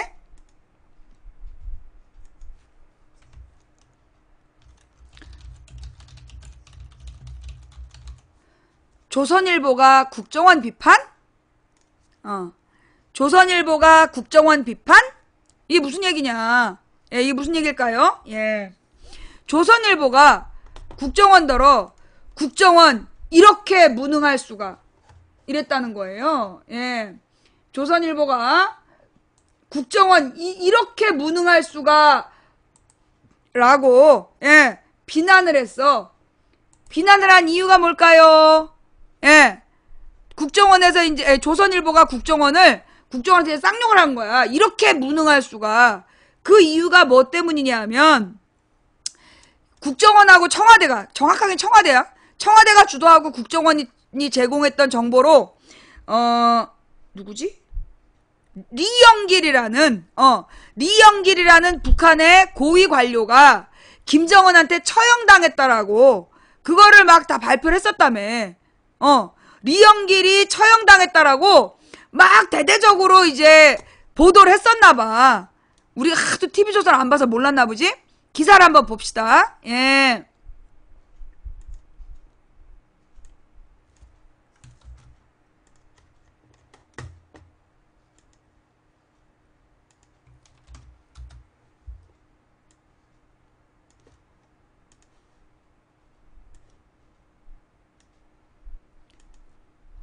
국정원 이렇게 무능할 수가. 이게 조선일보가 쓴 제목이래. 조선일보까지 개탄. 처형됐다던 리영길 멀쩡하자 진보 보수 매체와 야당 개탄. 처형된 것으로 알려졌던 리영길 전 북한군 총참모장이 북한군 총참모장이 처형됐다라고 발표를 했었나봐. 이 사람이 제7차 노동당 대회를 통해 건재한 것으로 확인되자 국정원의 무능을 질타하는 목소리가 빗발치고 있다. 진보 매체와 야당은 말할 것도 없고 보수 조선일보조차 사설을 통해 맹비난을 퍼부을 정도로 국정원은 동래북 신세를 자초한 양상이다. 국정원이 어쩌다 이렇게 됐어요? 예? 국정원은 어쩌다 이렇게 됐어? 댓글 달다가 이 지경이 됐지요. 국정원장 지시하에, 예. 국정원장 지시하에 그 댓글 달고 자빠졌다가 이거 이렇게 된 거 아니야. 간첩을 잡고 북한의 정보 수집할 시간에 맨 망치부인 씨발려 이러면서 댓글이나 다니까 나라 꼴이 이 모양이 된 거 아니야. 더불어민주당 박강원 수석대변인은 11일 브리핑을 통해 리영길 처형설을 널리 알려 망신을 자초한 것도 어처구니 없지만 더욱 문제는 국가정보원의 허술한 정보력이라며 국가정보전의 최일선에서 싸우는 국정원이 이처럼 엉성한 정보력으로 대통령의 대북 정책을 보좌하고 있다니 걱정스럽기 그지없다고 개탄했다. 자, 이게 왜 중요한 문제냐면요. 여러분, 이번 사건이 왜 중요한 문제냐면 지금 박근혜나 오바마가 어떤 생각을 갖고 있었냐면 들어봤죠? 전략적 인내. 전략적 인내라는 게 뭐냐? 말려 죽인다는 거야. 북한이 곧 고사될 거다. 북한의 공산군 총참모장이 처형당하니까 북한 군부가 들고 일어날 거다. 그래서 북한 군부가 김정은 체제를 무너뜨리는 쿠데타를 일으킬 수도 있다. 아마 작년 가을인가에 쿠데타설 있었잖아. 그 북한에 쿠데타설이 있었어. 그래서 김정은이 북한에 쿠데타가 일어난 거 아니야 이런 얘기가 있었다고. 그런 얘기를 하면서 북한이 곧 붕괴될 거라는 정책을 대북 정책으로 박근혜는 쭉 펴온 거야. 이게 문제라고. 단지 거짓말했다는 게 중요한 게 아니라 지금 북한에 대한 올바른 정책을 펴려면 북한의 상황을 정확하게 이해해야 되는데 전혀 북한에 대해서 제대로 읽고 있지 못하니까 남한에서 대북 정책을 개판으로 아무 생각 없이 앉아 있는 거야. 곧 망한다, 곧 망한다, 곧 망한다. 근데 오바마가 북한이랑 평화협정을 맺는 거에 대해서 논의를 했다. 이게 작년에 들통이 났잖아. 1월 달에. 그럼 무슨 얘기냐 하면 지금 그 오바마가 이것도 중요한 얘기예요. 오바마가 히로시마를 가기로 했어. 그 얘기 들었죠? 오바마가 히로시마를 간다는 거야. 근데 이게 71년 만에 미국 대통령이 처음으로 원폭 피해지에 가는 거야. 근데 이 히로시마에 오바마를 불러들이기 위해서 아베가 덫을 놨다는 거야. 그 덫 중에 하나가 위안부 협상이라는 거예요. 그 얘기 김성환의 행간 좀 같이 들읍시다. 아베가 지금 이제 오바마가 계속 위안부 협상을 한국하고 일본 해결하지 않으면 히로시마 안 간다 이런 명분을 삼고 있었다는 거야 오바마가. 그랬더니만 아베가 그 명분을 무너뜨리기 위해서 그 말도 안 되는 위안부 협상을 박근혜 정부한테 따낸 거야. 근데 박근혜는 그 뭔지 모르고 뻥하니 그래 해준 거야. 근데 그걸 갖다가 지금 이 아베가 오바마한테 우리 위안부 협상도 다 했다. 이미 다 끝난 문제다. 그러니까 히로시마에 와라. 그러면 오바마가 히로시마에 가서 우리한테 까불어서 니들 다 늦었지 이렇게 얘기할 거냐? 아니면 전 세계 비핵화를 주장하면서 유감이란 얘기를 하겠냐? 그럼 오바마 입에서 유감이란 말이 나오면 그 말을 가지고 미국 대통령이 사과했다. 아베의 외교적 승리다. 이렇게 스토리를 짰다는 거야. 그러면서 그런 상황에서 박근혜는 지금 북한하고 오바마하고 대화한 것도 모르고 있었던 거야. 저기 공산군 총참모장이 죽었대. 야, 이제 쟤네들 안에 내부에서 막 쿠데타가 이럴까 이러고 있는데 오바마가 미쳤다고 김정은이랑 대화를 했겠냐고. 지금 남한의 이렇게 대북 정책은 또 왜 중요한 거야? 북한에 대한 어떤 정책을 펴느냐가 우리 남한 경제, 특히 무역에 매우 중요한 영향을 미친다라고 얘기했잖아. 무역의 안정성을 위해서는 전쟁 리스크를 없애야 되고, 그래서 평화적인 대북 정책이 필요한 건데 그 평화적인 대북 정책을 제대로 못하고 북한이 곧 무너진다는 판단으로 뻘짓을 하다가 개성공단도 문 닫고, 그로 인해서 우리나라에서 지금 드러난 피해만 4조 원이야. 그럼 드러나지 않은 피해는 더 많았다는 거 아니야. 그런 잘못된 박근혜의 경제정책, 대북정책이 모두 누구 때문이야? 무능한 국정원 때문이다! 왜 이렇게 무능해졌어? 댓글 달다가 망치부인 씨발년이라고 댓글 달다가 이 지경이 된 거 아니야. 국정원 해체돼야 돼. 이거 굉장히 심각한 거예요. 이거 국정원이 왜 이게 무능한 거냐? 아니, 총참모장 죽었다는 거, 그게 왜 중요하냐? 그런 거예요. 북한군 총참모장이 죽었다라는 첩보는 우리 정부의 대북 정책을 결단하는 사람들로 하여금 북한이 곧 무너질 거라는 오판을 하게 하고, 그러니까 북한 개성공단의 의미를 축소시키게 했고, 그래서 개성공단을 폐쇄시키는 결정을 하게 되는데도 결정적 영향을 미쳤을 것이다. 그러니까 기본적으로 대북 정책의 올바른 판단을 못하게 하고 있다, 국정원이. 그래서 결국 피해는 국민이 보고 있다. 그러니까 국정원이 해체돼야 된다. 이 얘기야. 어떻게 이해가 되십니까? 지금 이 사건이 국정원 이렇게 무능할 수가라는 이 사건의 의미가 이해가 되세요? 다 알고 계셨는데 제가 오버한 건가요? 네, 대단히 죄송합니다. 몰랐다. 이 사건이 중요한지 몰랐는데 망치부인 설명 듣고 알았다 손. 예. 이 국정원에 그러니까 국정원이 무능하다가 왜 조선일보가 욕했는지 몰랐는데, 예. 이거 망치부인 설명 들어보니까 이거 심각한 문제구나. 이거 심각한 문제인 거 이제 알겠죠? 요건 손 든다고 강퇴 안 돼요. 좌우지간 지금 그래서 국정원이 왜 무능하다고 욕을 먹느냐 하면, 이 브리핑을 통해 리영길 처형설을 널리 알려 망신을 자초한 것도 어쩌고니 없지만 더욱 문제는 국가정보원의 허술한 정보력이다. 국가정보전의 최일선에서 싸우는 국정원이 이처럼 엉성한 정보력으로 대통령의 대북 정책을 보좌하고 있다니 걱정스럽기 그지없다. 국정원의 정보력은 국가안보에 직결된 문제라면서 국정원은 자신들의 무능에 대해서 깊이 자성하고 대북 정보력 강화를 위한 대책을 마련하라고 촉구했다. 댓글을 중단해야 돼, 댓글을. 내가 오늘도 이제 경찰서에 갔어. 경찰서에 가가지고 이제 일베에서 나한테 댓글 악플 달았던 애들 수사 결과의 중간 보고를 받았는데 워싱턴이래. 워싱턴에 사는 한인 몇 명이나 되겠어. 혹시 워싱턴 국정원 아니야? 워싱턴에서 활동하던 국정원 아니냐고. 좌우지간 워싱턴 IP 추적 들어갔다. 워싱턴으로 나와, 워싱턴으로. 워싱턴이라고 봐줄 거라고 생각하지 마. 내가 11년에 고소했던 애가 그때 중국에서 공부했던 애야. 걔가 그래갖고 기소유예 됐었거든. 14년에 들어와가지고 그때 벌금형 받고 지금 민사소송 들어갔어. 그러니까 내가 포기할 거라고 생각하지 마. 이 지금 계속 고소를 해놓으면 기소유예라도 돼. 그럼 나중에 이제 들어오면 기소가 되는 거거든. 워싱턴에서 악플 단애야. 들어오면 만나. 자, 계속해서 봅시다.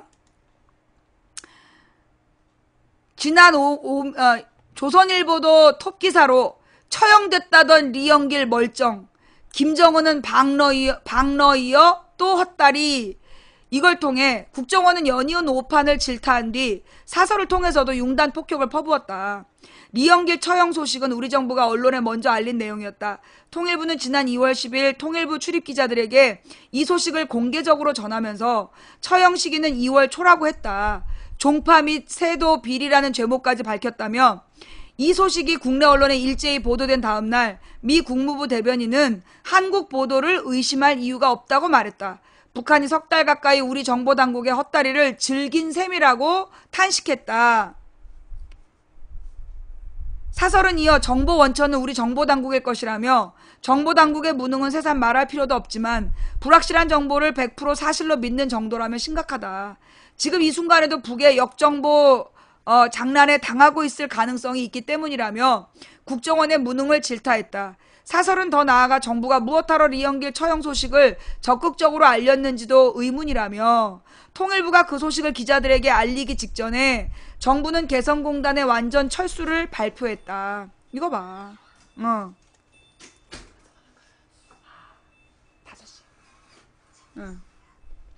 만약 개성공단 철수 분위기 조성용으로 리영길 처형을 공개한 것이라면 이건 어리석은 정도가 아니라 이거 국정원장 잘라야 될 문제예요.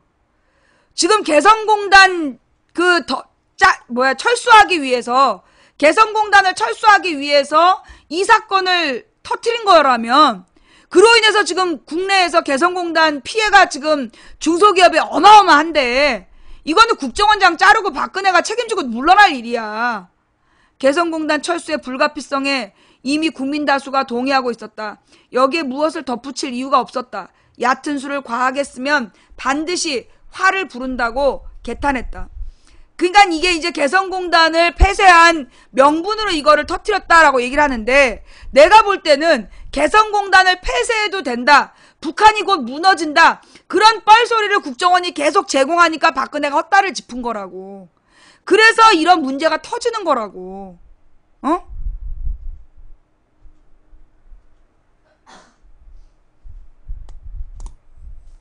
이분 뭘 모르시네요. 우리 박통령은 황사 미세먼지를 모두 한국 탓으로 자처하고 군사 통치권 미국에게 가져다 바쳐 중국, 미국 어느 하나라 심기를 안 건드리는 중립 외교거든요. 이게 다 나라 간의 관계를 유지하는 거. 미안하다 그래. 내가 몰라서 미안해. 정말 몰라가지고 미안하고. 너 박근혜지? 아니 박지반이야? 진짜. 아프리카에 그냥 들어오는 거를 그냥 막을 수가 없어가지고 그냥 들어올 때 지능 검사를 해야 되는데 그냥 개나 소나 들어와 그냥. 자, 그 다음에 지금 북한에 우리 선거 때 말이야. 선거 때 갑자기 때로 북한 식당에서 15명이 집단적으로 탈북을 했다. 그래가지고 이제 그 선거 때 발표를 했잖아. 그거 알죠? 예. 그런데 이 처형설에 만들고 흘리고 발뺌하는 청와대 국정원 이런 기사도 있었어. 걔네들 다 어디 갔냐고. 지금 그 15명 중에 몇 명의 가족이 지금 자기네 아이는 탈북한 게 아니라 납치됐다. 자의적으로 탈북한 게 아니다라는, 자의적으로 탈북한 게 아니라는 얘기가 있어요. 근데 지금 그 탈북자 그 사건이 어딘가로 쑥 들어갔어.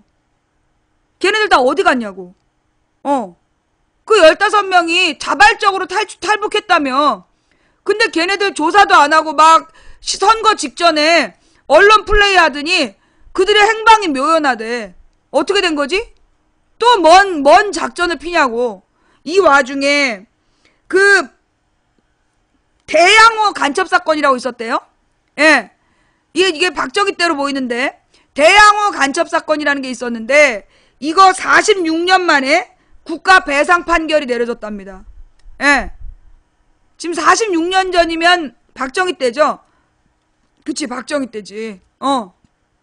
대양호 간첩단 사건이라는 게 간첩 사건이라고 있었는데 이거 46년 만에 국가에서 배상해야 된다. 지금 이 박근혜의 북한팔이, 그것도 북한에 대한 허위 정보팔이, 이거 굉장히 심각한 문제다. 요 관련 뉴스도 좀 올려주시고요. 민중의 소리에. 내가 지금 이제 어제 못 간 딸내미 치과를 가야 돼. 그래갖고 내가 지금 시간이 없어. 김성환의 행간도 같이 들어야 되고, 이 대양호 사건 이것도 지금 같이 봐야 되는데, 지금 이 박근혜가 이 국정원의 무능 문제와 다 연관된 문제예요. 예. 지금 이 국정원에서 계속 나는 솔직히 얘기해서 북한에 대해서 가장 정확하게 읽었던 때는 언제냐? 김대중 노무현 때야. 왜? 김대중 노무현 때 북한에 왔다 갔다 하면서 북한의 정보망을 만든 거야. 그걸 뭐라 그래? 휴민트라고 불렀어.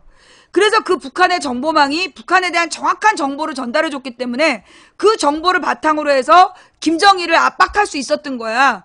김대중 노무현이 김정일을 압박할 수 있었던 게 소위 남한의 휴민트, 그 북한의 정보망 때문이었어. 그런데 이명박이 집권 초기에 그 휴민트의 핵심을 간첩이라고 처벌을 한 거야. 그래서 그 사람이랑 연관된 모든 북한 사람들이 전부 다 사라져버렸어. 실종돼 버린 거야. 그래서 북한에 대한 어떤 정보도 그 뒤로 들어온 게 없다는 거예요. 국정원을 유지하는 이유가 뭐야? 북한에 대해서 제대로 읽기 위해서잖아. 근데 2008년에 바로 이명박이 그 휴민트를 조져버리는 바람에 북한에 대해서 계속 오판을 한 거야. 8년 동안. 그게 우리 경제, 특히 우리 무역에 미친 영향이 얼마나 크겠냐고.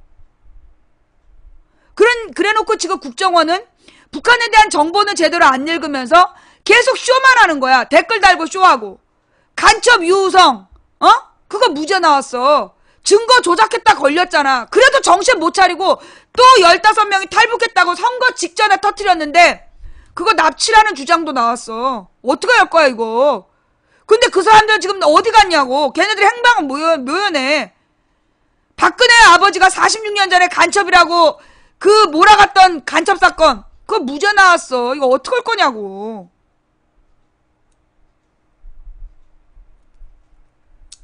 네, 지금 팟빵을 들을 시간 없어. 5시까지 방송 끝내야 돼. 예.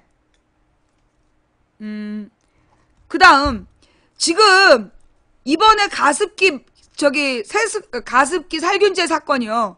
SK케미칼은 거의 안 나오지 않았어? SK케미칼? 근데 지금 이게 희생자들이 문제 있다. 지금 옥시 말고도 지금 SK케미칼이랑 애경을 포함해서 수백 명의 희생자가 더 있다. 그런데 왜 옥시만 비판하느냐? 언론이 뭔가 문제가 있다. 국내 재벌들에게는 지금 면죄부를 주고 그러면서 지금 옥시만 문제 삼고 있는 거 아니냐. 이것도 지금 다뤄야 될 문제이고요. 이 홍만표 최유정과 김앤장의 관계 이것도 더 다뤄야 될 문제인데 이 단원고의 또 재적 처리 문제. 예. 단원고 재적 처리 문제. 저는 이제 솔직히 여러분들이 막 단원고 재적 처리 문제에 대해서 막 이제 SNS를 통해 퍼뜨렸잖아요. 근데 이제 저는 그걸 보면서 무슨 생각이 들었느냐 하면 그 재적이라는 표현이 학적부에 나서 제거한다는 뜻인데 그게 굉장히 심각한 문제인 것처럼 막 이제 우리가 다루고 있었잖아. 근데 나는 그 재적이라는 문제가 그러니까 죽은 학생은 재적이 되는 거야. 교통사고로 사망을 했거나 사망사고가 일어나서 애가 죽으면 그게 그냥 서류상에서는 재적이 된대요. 그래서 그 재적이라는 것 자체가 어떤 무슨 문제 하나 애들이 잘못을 했기 때문에 처벌한 게 아니라 학교를 다니다가 애들이 중간에 죽거나 아니면 뭐 이렇게 자퇴를 하거나 뭐 그러니까 하여튼 학적부에서 사라지면 그게 재적 처리가 되는 거야. 그런데 이걸 상의 없이 몰래 이 부분도 교육청에다가 문의를 하니까 교육청에서 법적 검토를 한 거야. 법적 검토를 해서 가령 사망자의 경우는 사망의 원인을 파악을 해서 재적 처리할 수 있다. 이게 법조항인 거예요. 그러니까 법과 규정에 따라서 그 사망한 학생들에 대해서 사망이 확인이 됐으니 재적 처리를 할 수 있다라고 교육청에서 답변을 한 거야. 그러니까 이 교장은 그냥 서류상 제적 처리를 한 거예요. 왜냐하면 안 그러면 지금 이제 새로운 학생들이 들어와서 1, 2, 3학년이 다 있는데 그 밖에 다른 학생들이 학적부에 올라가 있는 거야. 그러니까 얘네들이 단순히 서류상의 정리를 한 건데 이걸 굉장히 그러니까 유가족 입장에선 제적이란 단어가 왠지 우리 아이들이 잘못을 해서 지워진 것 같은 그런 느낌이 들어서 섭섭했다는 문제일 수 있어. 근데 여기서 핵심은요. 제적이 중요한 게 난 아니라고 봐. 그러니까 제적은 그냥 서류상의 정리 방법이야. 중요한 건 안산의 단원고에서 아이들의 흔적을 지운다는 문제예요. 나는 이게 제적이 중요한 문제가 아니라 단원고에서 기억 교실을 어떻게 하느냐가 더 중요한 문제라고 생각해. 지금 논점은요, 기억 교실 문제예요. 근데 막 제적 문제만 되게 커졌잖아. 사실 기억 교실이라는 건 뭐냐면 단원고에 다녔던 아이들의 유품, 아이들을 기억하기 위한 공간, 그 공간을 없애는 문제였어. 근데 그걸 없애는 문제를 사실 부모들하고 이렇게 과정과 절차를 제대로 밟지 않고 그리고 막 재학생 학부모라고 주장하는 일반인들을 포함한 사람들이 방 빼라고 막 폭력을 휘둘렀고 그 과정에서 이 유가족들이 마음이 상한 상태에서 왜 제적했느냐? 그러면서 제적에 대한 책임을 물으면서 이재정 요구로 몰아갔는데 이 중요한 건 단원고의 기억 교실에 대한 문제예요. 지금 단원고 기억 교실을 결국 빼기로 했어. 가족들이 그 단원고의 요구를 받아들여서 빼기로 했죠. 그죠? 그걸 빼기로 했어. 그 빼기로 한 이유가 뭐냐 하면 재학생들의 교육에 뭐 방해가 된다 뭐 이러면서 결국은 빼기로 했는데 솔직히 이제 저도 이 부분을 진짜 며칠 동안 고민했어요. 단원고에서 이 세월호 사건에 대한 기억을 지우는 게 옳은가? 교실이 부족하다? 교실이 부족해서 그걸 지워야 된다? 나는 말이 안 된다고 보고 애들이 줄고 있는데 무슨 교실이 부족해. 내 고민은 뭐였냐면 계속 아이들에게 이런 상처가 있었다라는 것을 기억하게 하는 게 옳은가? 그 부분이었어. 내 고민은. 그러면 이 단원고의 교실을 유지하느냐 마느냐의 문제는 세월호에 대한 기억을 단원고가 안고 가야 하는가 말아야 하는가의 문제라는 거죠. 그래서 내 결론이 뭐냐? 나는 기억해야 한다라고 봐. 기억해야 한다. 강원도 삼척에 가면 이승복 어린이 동상이 어느 학교에나 서 있어. 그렇잖아. 이승복 사건을 기억하기 위해서 이승복 동상을 다 세워놨잖아. 나는 단원고에 이렇게 처절한 세월호 사건을 이명박이 여객선에 타고 간 사람들의 숫자를 늘리기 위해서 아이들에게 강제로 수학여행을 강요했고 이명박 때부터 교육부의 강요를 받은 교장이 억지로 애들을 그 배에 태웠고 그래서 사고가 나서 죽어가는데 아무도 구조하지 않은 사건. 그 단원고에서 일어난 그 사건은 단원고에서 어떤 아이들이 들어오더라도 그 기억 교실을 남겨두고 그래서 그 기억 교실을 통해 누구도 다시는 단원고 아이들에게 그런 요구를 할 수 없다는 아이들의 방패요 안전망이고 그리고 우리 온 국민이 언제나 단원고를 기억하면서 또 다른 단원고를 만들지 않기 위한 기억의 장치. 아니 이건 기억의 장치가 아니라 다시는 세월호 사건을 반복되게 하지 않겠다라는 온 국민의 의지의 징표로서 기억 교실을 유지하는 게 중요하지. 서류상 제적이냐 아니냐? 나는 논점을 벗어난 거라고 봐요. 서류상 그 학교에 다니지 않는 아이들을 제적을 했냐 말았냐 난 중요한 문제가 아니라고 봐. 근데 이 단원고에서 있었던 이 아이들의 흔적을 지우는 거 이게 옳으냐? 난 아니라고 본다고. 다른 나라에도 어느 학교에서 어떤 사고가 있었다. 그걸 기억하기 위한 동상을 세워요. 단원고의 아이들은 무리하게 200 몇십 명이 희생당한 사건이야. 그 사건은 국가가 기억해야 돼. 사실은 단원고 전체를 국가에서 다시는 이런 일이 없도록 우리나라의 학생들이 다시는 어른들의 탐욕에 희생되지 않도록 학교 전체를 세월호 기념관을 만들어야 된다고 난 생각해. 건물을 차라리 옆에 땅을 사서 교실을 따로 짓더라도 그 아이들 11명의 이 11반의 교실을 유지하는 게 더 옳았다라고 보는 사람이야. 그런데 기어이 그 교실을 빼는 게 옳았나? 그 재학생 학부모들이 그걸 빼라고 얘기하면 나중에 당신 자식들이 똑같이 애들처럼 당하면 어쩔 것 같냐? 내가 볼 때 세월호 기억교실은 다시는 단원고의 아이들이 그런 고통을 당하지 않도록 어른들에게 경각심을 불러일으키는 그런 호루라기의 역할을 할 수 있었다. 근데 그걸 빼는 게 옳았냐? 근데 왜 논점이 재적이냐는 문제로 집중됐지? 그 재적이라는 게 그렇게 중요한 문제인가? 그런데 난 그런 생각이 들어. 부모들이 섭섭했던 건 아이들의 기록을 지워서 세월호를 잊으려고 하는 것에 대한 분노였을 거라고 봐.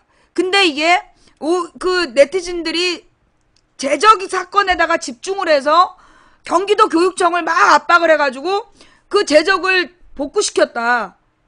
그게 무슨 의미가 있냐고. 서류상 그걸 복구시켜서 뭐 지원금을 줄 거야, 뭘 할 거야. 돌아오지 않은 아이들은 그 살려두고 나머지 학생들에 대해서 서류상으로 제적을 했나 안 했나 난 중요한 게 아니라고 봐. 도리어 세월호 사건에 대한 기억 자체를 그 학교에서 지우는 게 심각한 문제야. 세월호 학생들의 학적부를 공개할 건가? 학적부에 제적이 아닌 거, 제적이고가 뭘 중요하냐고. 아무도 안 본 학적부인데. 그러나 단원고에서 이런 사고가 있었다라는 거는 그건 남겨놔야 돼. 왜 남겨놔야 되냐? 대구가 그렇게 옛날에 대한민국의 진보운동의 중심지였다는 거 흔적이 안 남았어. 광주에서 그 도청 건물을 허물어서 그렇게 전두환 정권에 맞서 싸웠던 민주화 역사를 지웠잖아. 그들이 지우고 있잖아. 이건 지우지 못할 역사로 남아야 할 상황이다. 세월호 사건은 단원고에 난 영원히 기념관처럼, 운동장 한 귀퉁이에 기념관처럼 남아있어야 된다고 봐요. 가장 잘 보이는 운동장 귀퉁이에 누구나 들어오면 한 번쯤 보이는 가장 좋은 자리에 단원고 그 세월호 사건의 기억교실을 만들어 놓고 단원고 아이들이 우리의 선배들이 이렇게 희생당했다. 그러니 우리는 다시는 우리의 친구나 후배들이 우리 선배들과 같은 고통을 당하지 않도록 책임감 있는 어른으로 성장하자. 단원고 학생들은 여기에 반대하나? 이건 우리가 전부 다 이 단원고 세월호의 진상 규명에 대해서 점점 의지를 잃어버리고 있기 때문이 아닌가 싶어요. 나는 다시 한번 말합니다. 세월호 특별조사위원회 두 번째 청문회에 굉장히 실망했어요. 왜 실망했냐 하면 두 번째 청문회에서 기사 나온 게 고작 선장과 승무원이 애들더러 가만히 있으라고 한 이유는 자기들이 구조받지 못할까봐 두려워서였다. 그런 결론을 내린 거야. 그게 왜 날 화나겠냐 하면 이건 세월호 사건을 결국 맨 처음 박근혜 정부의 의도대로 선장과 승무원의 잘못으로 결론 내린 거였어. 그래서 나는 그 특조위의 두 번째 청문회는 나는 인정하지 않아요. 특조위는 다시 꾸려서 다시 해야 된다고 봐. 특조위 자체가 너무 무능해. 써준 걸 읽지도 못한 사람들이 특조위라니 뭘 제대로 조사를 했겠어. 나는 세월호 특별법 개정해서 세월호 진상, 세월호 사건의 모든 책임자가 처벌될 때까지 이거 특별법 없애면 안 된다고 봐. 20년이 걸리든 30년이 걸리든 나는 세월호의 모든 사건, 이 세월호 사건의 모든 책임자를 법정에 세워야 된다. 씨발 유태인 나치 사건은 98세 된 노인을 법정에 세우더라. 70년이 지나서 98세 된 노인을 법정에 세우더라. 우리 고작 2년 됐는데 아무도 책임자가 처벌받지 않았는데 어떻게 잊으라고 얘기를 할 수가 있냐.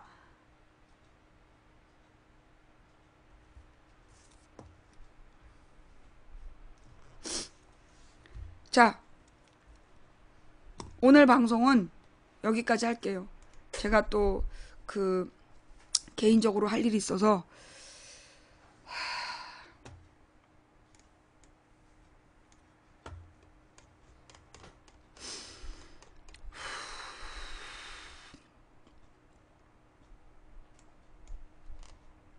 오늘 방송 좀 부족했다라면 대단히 죄송합니다. 혹시 오늘 방송 들으면서 잘 몰랐던 이야기를 하나라도 알게 됐다. 그리고 그 잘못 알고 있었던 것들을 똑바로 알게 됐다. 생각이 바뀐 게 있다. 그렇다면 그건 저의 능력이 아니라 여러분의 능력입니다. 저는 언제나 똑같은 이야기를 합니다. 그 똑같은 이야기를 듣고 누구는 가슴이 찢어지는 공감을 느끼고 누구는 이 할머니 뭐 하는 거야 하고 있고, 그러니 오늘 방송이 조금이라도 여러분께 도움이 되고 감동이 됐다면 그건 여러분의 능력입니다. 저의 능력이 아니라. 듣고 이해해 주셔서 정말 감사드립니다. 공감해 주셔서 감사드립니다. 방송이 열리자마자 달려와 주신 모든 분들께 감사드리고, 추천해 주신 2841분께 감사드리고, 아까 3800명 가까이 보던데 추천은 2800, 오늘 1000명이 빤스 빠는 사태가 벌어지겠군요. 자, 자발적으로 추천해 주신 2867분께 감사를 드리고, 아직 추천 안 하신 분들은 오늘 밤에 들어오시면 추천 부탁드리고요. 후원해 주신 분들 한 분 한 분 감사 인사 못 드려서 대단히 죄송합니다. 별풍선을 쏴도 이름도 안 불러주는데, 이름 안 불러드려서 추천하기 싫으시면 추천 안 하셔도 됩니다. 그럼에도 불구하고 추천해주신 여러분들 덕분에 망치부인 오늘도 당당하게 방송할 수 있었습니다. 각 방에서 고생하신 매니저님들 수고하셨습니다. 그리고 이 방송을 녹화 떠서 유튜브와 팟캐스트에 뿌려주시는 참세상님, 풍행국님, 여비고님 감사를 드립니다. 오늘 망치부인의 방송에서 세월호를 잊지 않는 대한민국, 세월호 사건 같은 게 다시는 일어나지 않는 대한민국이 만들어지길 바라는 꿈을 꾸었습니다. 그게 되겠냐? 된다고 믿든 안 된다고 믿든 우리의 믿음대로 될 겁니다. 누군가 간절히 소망하면 온 우주가 그의 소망을 위해 움직인다고 한 것처럼, 우리 모두가 세월호의 진상규명이 될 때까지 누구도 포기하지 않겠다라고 다짐하며, 저는 세월호의 진상이 반드시 규명될 수 있을 거라고 생각합니다. 그 책임자 한 사람 한 사람, 세월호 사건으로 덕을 본 한 사람 한 사람을 전부 감옥에 세울 때까지, 법정에 세울 때까지 우리가 포기하지 않으면 세월호의 진상 규명할 수 있다고 생각합니다. 한 사람이 꾸는 꿈은 꿈일 뿐이지만 100인이 꾸고 만인이 꾸면 현실이 된다고 했습니다. 우리가 가는 길은 어차피 갈만한 길이라서 가는 게 아니라 가야 할 길이라서 가는 겁니다. 세월호의 진상을 규명하는 건 세월호의 유가족들을 위한 게 아닙니다. 거기서 죽어간 아이들이 왜 죽어야 되는지, 왜 다시는 그런 일이 벌어지면 안 되는지 대한민국이 화인처럼 가슴에 남기기 위해서 진상을 규명해야 하는 것입니다. 우리가 세월호를 잊는 순간 다음 희생자는 우리 아이들이 될 수 있기 때문입니다. 끝까지 달려봅시다. 누군가 포기했기 때문에 장기 미제 사건이 생겼다고 합니다. 우리는 반드시 세월호를 포기하지 않고 끝까지 진상을 규명해서 다시는 이런 사건이 이 땅에 재발하지 않도록 안전망을 만들 것을 약속드립니다. 여러분도 잊지 않고 끝까지 진상이 규명될 때까지 포기하지 않을 것을 약속해 주시기 바랍니다. 함께 해주신 모든 분들께 감사를 드립니다. 먼 훗날 우리가 세월호의 진상을 규명해낸 뒤에 정말 우리가 포기하지 않아서, 우리가 된다고 믿어서 세월호의 진상이 규명됐다고 우리가 하나님께 감사하는 날을 꿈꾸어 봅니다. 오늘 함께 해주신 모든 분들께 감사를 드리며 다음 방송은 내일 낮 2시. 내일 낮 2시에 돌아올게요. 2시 돌아올 때까지 건강하시고 우리 사랑하는 아이들 안전하게 키워냅시다. 잘 키워서 우리 노후가 행복해질 수 있도록 해냅시다. 지금까지 도봉구 창동사는 불량주부 망치부인이었습니다. 내일 2시까지 건강하시고요. 내일 낮 2시에 만나요. 감사합니다.